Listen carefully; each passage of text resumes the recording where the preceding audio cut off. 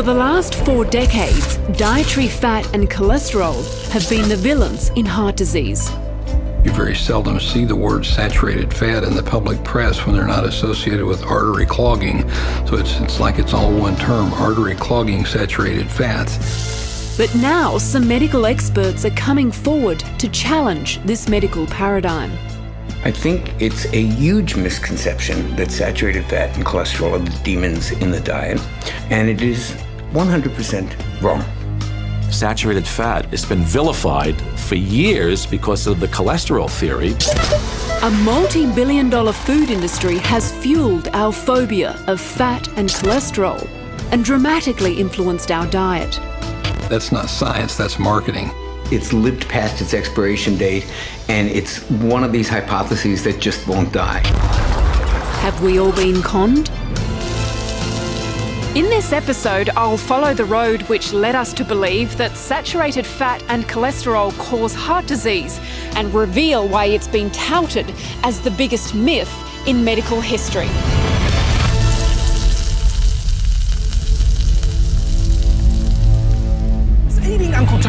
The food industry has shaped our ideas about heart health with TV ads like this one.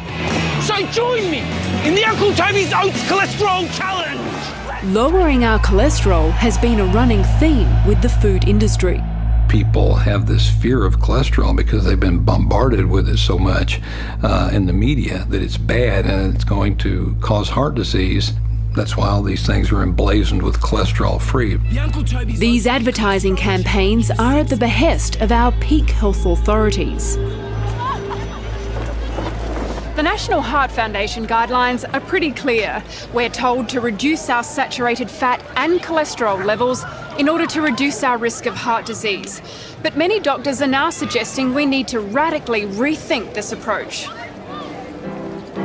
One of those doctors challenging this medical dogma is California-based nutritionist Dr. Johnny Bowden. When you look at the data, it's very clear everything that we have been told about saturated fat and cholesterol is a bold-faced lie. It's just not so. But isn't there good science behind this?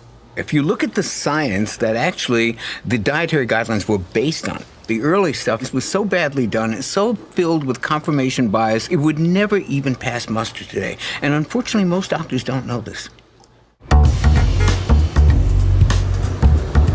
Dr. Ernest Curtis is astonished at how medicine has gilded the lily on cholesterol.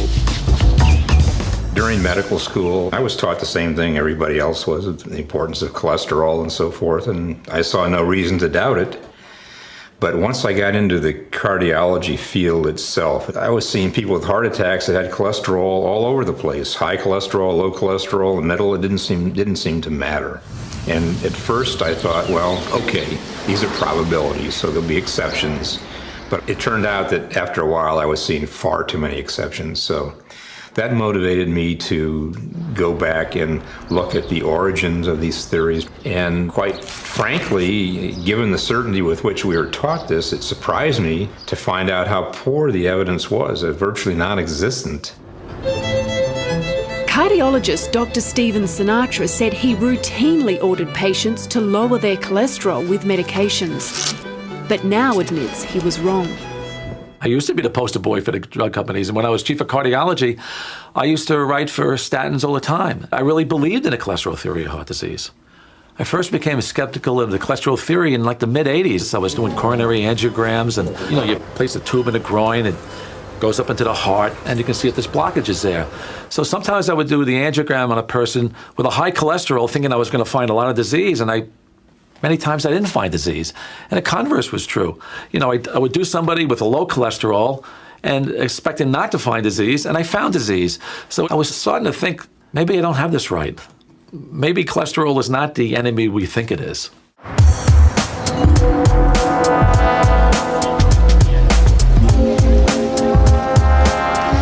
Become so paranoid about cholesterol, we've actually forgotten it's essential for life. It's a major component of brain and nerve tissue and central for the production of hormones. In fact, it's so important that virtually every single cell in the body makes it.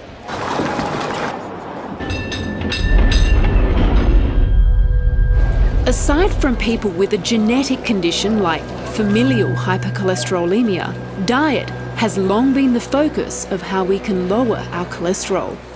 The idea that saturated fat clogs your arteries by raising cholesterol first gained traction in the 50s. American nutritionist Ancel Keys became intrigued with the soaring rates of heart disease after World War II. The facts are simple. You know the chief killer of Americans is cardiovascular disease. He compared the rates of heart disease and fat consumption in 6 countries. It was almost a perfect correlation. The more fat people ate, the higher the rates of heart disease. Except there was just one problem. Keys withheld data for 16 other countries. Later, when researchers plotted all 22 countries, the correlation wasn't so perfect. Dr. Michael Eads is critical of the way Ancel Keys excluded countries that didn't fit his hypothesis. He more or less cherry-picked countries. You could show just the opposite. You could show that the more saturated fat people ate, the less heart disease they had if you cherry-picked the right countries. Dr. Eads says that even if fat consumption trends in the same direction as heart disease, it doesn't prove anything. Just because there's a correlation doesn't mean that there's causation. It's like people who are fat have big belts, but that doesn't mean that if you go and buy a smaller belt, you won't be fat. I mean, that's not causation. You know, that's what these observational studies show, is just a correlation. The classic study by Ancel Keys is a textbook example of fudging the data to get the result that you want out of a study. And unfortunately, there's a lot of that goes on. Science writer Gary Taubes says it's all very well to have a theory, but in science, you have to prove it. And they tried.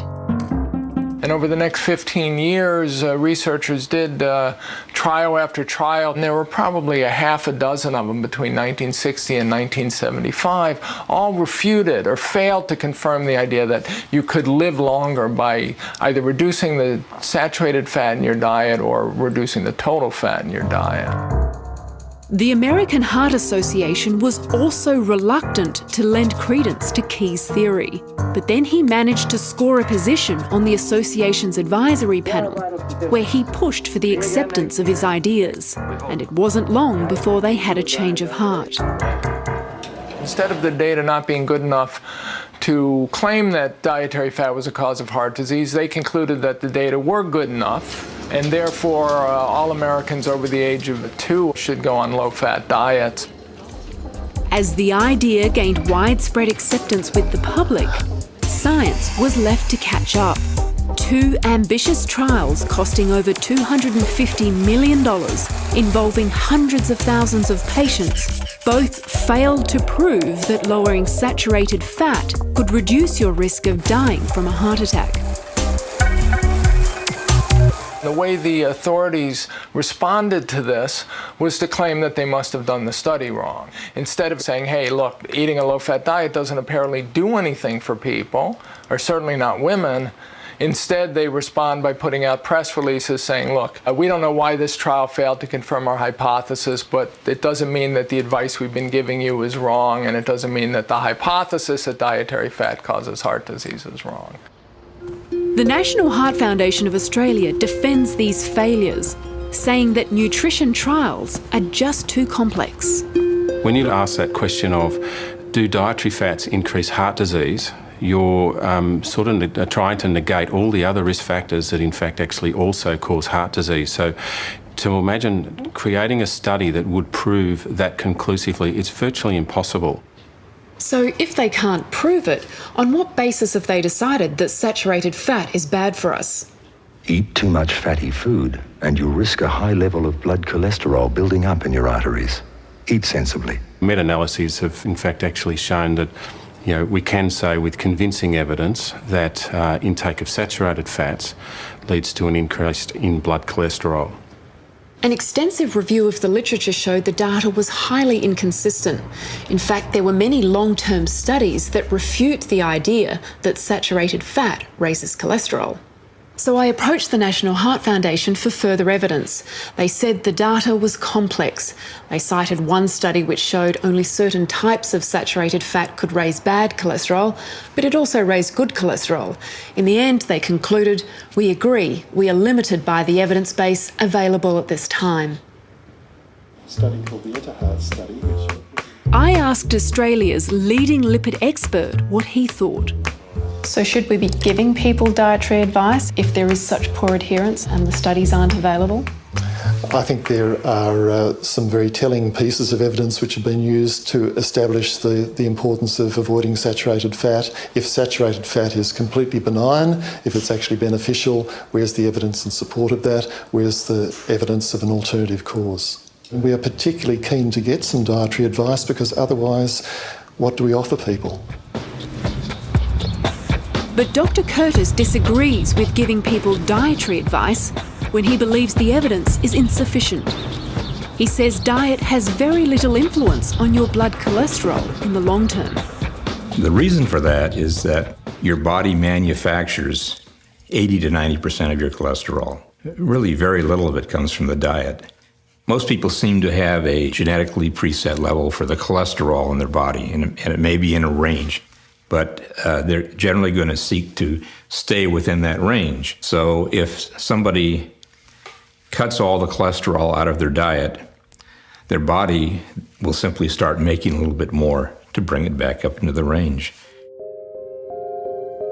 In the 60s, British physician John Yudkin challenged Keyes' theory, claiming that sugar was the culprit in heart disease, not saturated fat. But Keyes was politically powerful and publicly discredited Yudkin's theory. By the early 1970s, Ancel Keys was ridiculing John Yudkin and his theory in papers, and just on the basis of that sort of personality and political struggle, the nutrition community embraced this idea that saturated fat was the problem, working through dietary cholesterol, and began to think of the idea that sugar could cause heart disease as akin to quackery. And Yudkin was eventually ridiculed. Keyes won the diet war, helped by his rise to fame after appearing on the cover of Time magazine. This widespread publicity meant that Keyes' theory went from weak hypothesis to medical dogma. It would turn out to be one of the most significant events in the history of post-war medicine. The consequences of this study would reverberate over the next several decades to influence public opinion, government policy, and the way doctors practice medicine today.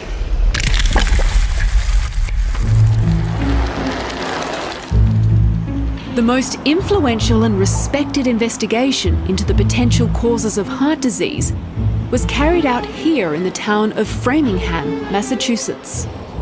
It began in 1948 and is still going on today. It's the longest observational study of its kind, involving over 5,000 residents. The Framingham data pointed out very early that certain habits, or what you did, like cigarette smoking or emotional stress, did point in the direction of heart disease. But then something happened.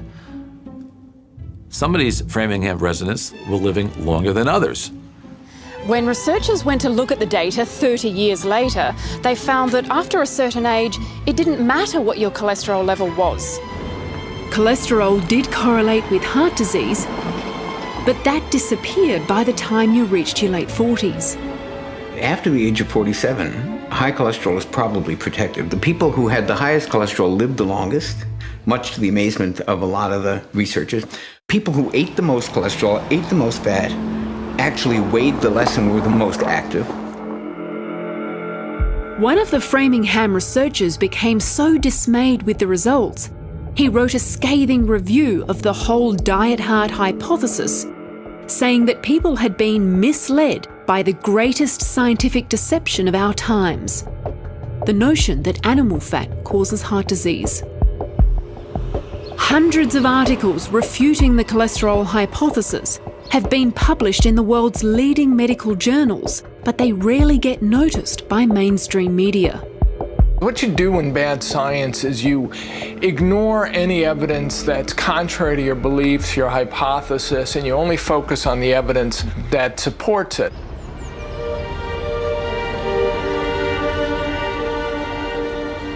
In 1977, the US government stepped in. Senator George McGovern, an advocate of Ancel Keys' theory, headed a committee hearing to end the debate once and for all. And they are the ones that really have put us in the nutritional mess that we're in now, because based on virtually zero science, they decided that a low-fat diet was the best thing for us all. Eminent scientists at the time disagreed with the report. That's why I have pleaded in my report, and will plead again orally here, for more research on the problem before we make announcements to the American public. But their pleas fell on deaf ears. Well, I would only argue that senators don't have the luxury that a research scientist does of waiting until every last shred of evidence is in. News reports began peddling the same message. And many say it was this article in Time magazine that put the final nail in the coffin for saturated fat and cholesterol.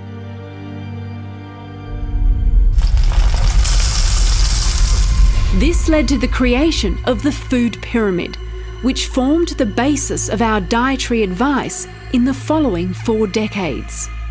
It advised us to eat less saturated fat, mainly found in meat and dairy, recommending a diet rich in carbohydrate foods like breads, grains and cereals. McGovern himself was from a big wheat growing state, so it didn't hurt him politically that people moved away from foods of animal origin into breads and pastas. There is one diet that stands out from the rest, the Lyon Diet Heart Study, which touted the benefits of a Mediterranean diet. Remarkably, after several years, those on the Mediterranean diet had a whopping 76% less deaths from heart attacks. So why did the Mediterranean diet get such a spectacular result when all the others had failed? I'll explain why later, but one of the most interesting things to come from that study went virtually unnoticed. Here's the part that nobody talks about. So you'd think that in the group that had the double-digit reduction in heart disease, their cholesterol levels must have plummeted, right? The cholesterol levels didn't budge. Both groups had the same cholesterol levels, except one group just stopped dying. So much for the relationship between cholesterol and the risk for heart disease. This is the average amount of saturated fat a person consumes in a month. Atherosclerosis begins when plaques build up in the arteries. If saturated fat can clog this pipe, imagine what it's doing to yours. But contrary to popular belief, neither saturated fat or cholesterol deposit on the artery wall like sludge in a pipe. Nobody knows what begins the process, but damage on the artery wall causes inflammation. The body responds by recruiting cells to fix the problem. Tissue cells called macrophages clean up the debris, which consists of things like bacteria, calcium, and cholesterol. A fibrous cap grows over the plaque trying to conceal the inflammation. If the cap bursts, the plaque's contents are released, and a clot may block the artery, after which a heart attack ensues. Dr. Curtis has a theory on what initiates the damage that begins atherosclerosis. Arteries are constantly branching off one from another, and at these branch points is a very common place to find these plaques. The study of fluid dynamics shows this is where the artery experiences the most stress from the tremendous pulsatile force of blood coursing through the artery at high pressure. Veins don't endure the same pressure as arteries, so they never develop plaques.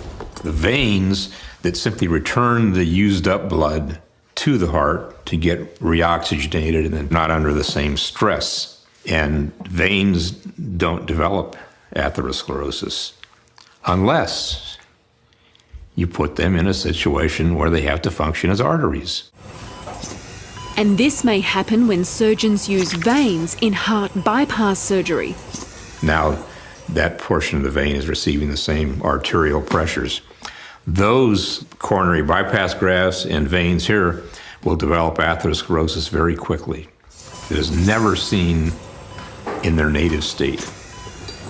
But because cholesterol is found in the plaques, it's often blamed for causing it. If you go in and you do autopsies of people who have had coronary artery disease and you cut open the coronary arteries, they're filled with cholesterol. So it's not a big leap to say, gosh, I shouldn't eat that because it's going to go right into there. But that's not the way it works. Dr. Sinatra says blaming cholesterol for causing plaques is like blaming firemen for causing fires, just because they're always at the scene. Cholesterol is really not the villain. I mean, we need it to live. The problem is cholesterol is involved in a repair process. Look, cholesterol is found at the scene of the crime. It's not the perpetrator. And where I sit now as a cardiologist, practicing cardiology for over 4 decades, it's very low down on my list of risk factors. Cholesterol is a waxy substance that doesn't dissolve in the blood, so it has to be ferried around by proteins, mainly LDL and HDL. LDL is said to deliver cholesterol to the tissues, hence it's bad, and HDL is said to remove cholesterol from plaques, hence it's good. You know, small needles are good. But when Dr. Sinatra has his annual blood test, he says he's not that concerned about cholesterol. What about the bad cholesterol? You call it the LDL, bad cholesterol? Well, you know, I don't really call it bad unless it's oxidized. Remember, if it's oxidized, then it's inflammatory. So cholesterol's not bad only if it's oxidized? Exactly. If the cholesterol is oxidized, if there's free radical stress involved and it's oxidized, that's inflammatory, and that sets the cascade for inflammation. Well, the inflammatory theory of heart disease, I think, is accepted more and more now. I think the general cardiovascular community is still focusing on cholesterol. They need to focus more on inflammation. And that's where, you know, emotional stress, but sugar is really the foe when it comes to cardiovascular disease. You see, we placed all this emphasis on cholesterol, we've taken it off sugar. And that's the problem. Then you're getting more insulin responses, and we know that insulin is the #1 indicator for inducing what we call inflammation of blood vessels. Sugar is far more damaging to the heart than fat ever was, and we're beginning to see this now. So this focus on cholesterol has been incredibly destructive because we haven't looked at these real promoters of heart disease: inflammation, oxidative damage, sugar in the diet, and #1 with a bullet, stress. Dr. Grenfell says these theories are untested but plausible. These are still hypothetical questions that need to be answered about why does high blood pressure cause damage to the artery walls. I mean, these are all fantastic ideas, and how fantastic it would be if we found that there were simple ways of preventing heart disease by lowering our body's inflammatory response and also its enthusiasm to, in this hypothesis, to heal itself or to heal holes in the arteries. So it's also plausible that maybe cholesterol isn't the driving factor in this process. It's a contributor. Dr. Sullivan does concede that an aspect of the food pyramid was a mistake. He says replacing fats with carbohydrates didn't help the rising obesity problem. If you replace fat with carbohydrate, you will probably be a little bit more inclined to be hungry. Your insulin levels will be a bit higher. You'll have higher levels of triglyceride, higher levels of glucose, and less of your good cholesterol to avert problems. We certainly probably gave some advice which was a good way to avert one pathway, but people then tracked down another pathway, and that's what's led to the revision of dietary guidelines. The more recent advice is to replace saturated fat with unsaturated fats in order to lower the risk of heart disease. For example, swapping butter with margarine. It's very hard to find any positives about butter in terms of its impact on cardiovascular disease. But this advice still receives its fair share of opposition. Margarine is a perfect example of the stupidest nutritional swap out in history. We had this trans fat-laden, crappy manufactured product that we were eating because we were so phobic about saturated fat and cholesterol. To switch to polyunsaturated fats with the vegetable oils, that's horrific advice. The polyunsaturated fats, the vegetable oils, these omega-6 oils are inflammatory because they're very prone to oxidation. Have we been given the wrong advice? We've absolutely been given the wrong advice. People became afraid of saturated fats, so they said, okay, we've got to do something to replace the saturated fats, and so let's do it with vegetable oils. Well, vegetable oils don't have the same cooking qualities that saturated fats do. Polyunsaturated fats have a lot of double bonds in them, and double bonds are prone to free radical attack. It becomes a rancid fat, and it becomes really bad for you. And saturated fats, on the other hand, have no double bonds. That's why they're incredibly stable. That's why they're great for cooking. That's why they're great for frying. And that's why they don't really perpetuate free radical cascades in the body, because they're inert fats. They're mainly just protein. Dr. Eades says butter and coconut are not harmful to your health and recommends those fats over the omega-6 vegetable oils. When vegetable oils are used to manufacture margarine, they undergo a process called partial hydrogenation, which results in the formation of industrial trans fats, and everybody agrees they're bad for you. It's important to look for products that have them removed, although Australia doesn't have mandatory labelling of them. Junk food, for example, is riddled with industrial trans fats. The omega-3s, another type of polyunsaturated fat found in fish, for example, are thought to counter the inflammatory effects of omega-6s. The two of them are kind of like the accelerator and a brake pedal on a car, and if they're in balance, things operate smoothly. I mean, you don't want too much anti-inflammatory, you don't want too much pro-inflammatory. Because of the advent of vegetable oils, we now have tons of omega-6 fats and really very little omega-3 fats. This is thought to be why the Mediterranean diet was so successful. It was higher in omega-3 fats, not to mention it was low in refined carbohydrates like sugar and rich in antioxidants. The Heart Foundation still suggests that a diet that substitutes saturated fats for polyunsaturated fats is one that is healthier for your heart. Pursue it. But opposition to this advice is still palpable. It took decades to really entrench this myth. It's probably going to take a few more decades to get us out of this myth. But to vilify saturated fats, I think is one of the worst things the medical profession has done. I'd love to see the medical establishment saying, whoops, we were wrong. That's not going to happen. Frankly, that generation is going to have to die off. And perhaps a generation coming up can do better. We created this new disease called hypercholesterolemia. And if we created this new disease, we got to create drugs to neutralize it. So are there corporations and billions of dollars and money behind this? Absolutely.